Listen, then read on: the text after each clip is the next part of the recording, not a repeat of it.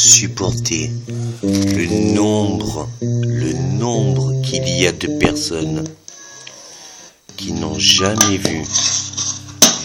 vu ou connu et qui doivent revenir pour le vivre. Car s'ils sont partis et que leur vie n'est plus de ce monde, c'est pas qu'ils devaient mourir. La mort n'est qu'un éternel recommencement. On est jugé toute notre vie, on est jugé pour notre mort. Mais Dieu dit qui, quand, comment. Et Dieu ne veut pas la mort. Bien sûr, il paraît que la vie est le test de raison. La mort n'est que la seconde chance de vivre. Alors je ne dis pas que Dieu veut mourir, ou que l'homme doit mourir. Non, non, non. Dieu peut croire en Dieu, que tout ce qui est mort revit. Et si les personnes ont fini de vivre, c'est que juste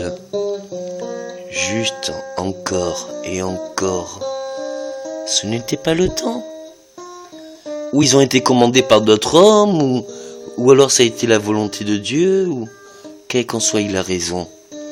Respectons notre passé, respectons nos erreurs, car c'est de toutes nos erreurs qu'il faut se servir. Parce que au-delà de cela, de tout ce qui est le plus chaotique de l'humanité,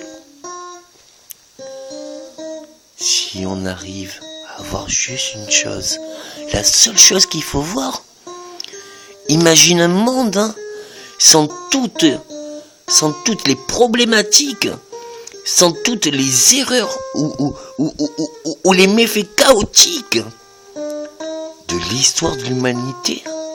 Si au jour d'aujourd'hui, on prenait conscience que bien justement,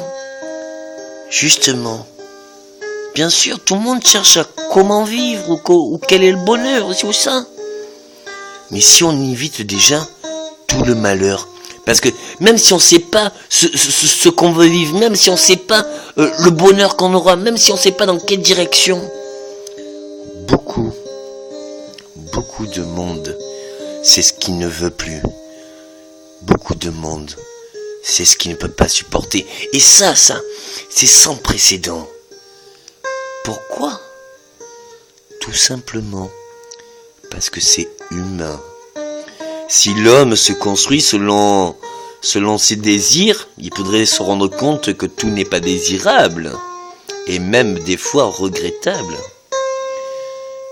Si l'homme se construit de toutes ses faiblesses, pas pour les recréer, non, car même le pire des défauts modérés, ou alors une erreur, une tare qui est évitée,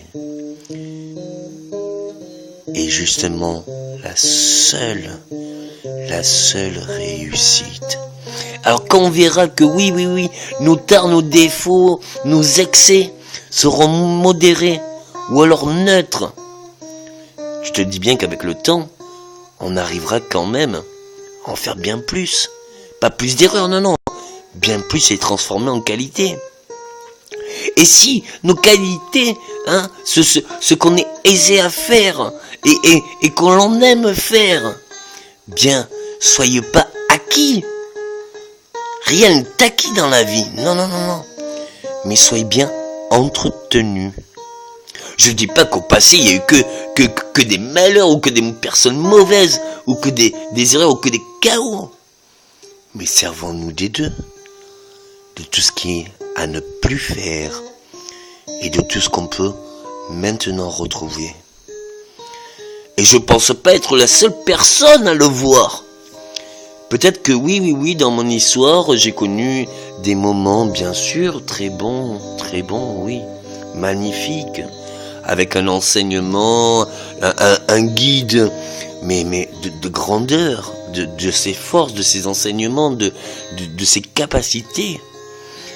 Mais au-delà de ça, vous vous rendez bien compte que quand vous arrivez à tout créer, à être dans la perfection, à tout prédire, à tout prévoir, à tout pouvoir.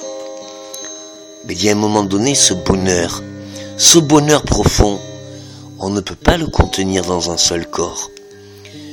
Et la seule chose qu'on se dit, ah ben non, ben pourquoi moi? Ah ben c'est injuste, mon Dieu, mais pourquoi autant de bonheur pour moi? Non, non, non. Non, ce bonheur, il faut que tout le monde le vive. Alors oui, on vous dira que pour que tout le monde le vive, il faut quand même prouver que le pire, mais vraiment le pire du pire du pire du pire, peut redevenir que meilleur. Et comment se servir du pire, mais vraiment du pire, comme une force bien plus constructive. Alors je vous dirai pas ce qu'il y a de pire dans une vie ou dans ma vie, mais je peux vous assurer que même le pire est une grande force. Alors bien sûr, ceux qui ont des vies où ils s'embêtent, où ils n'aiment rien, où ils sont malheureux, ben non.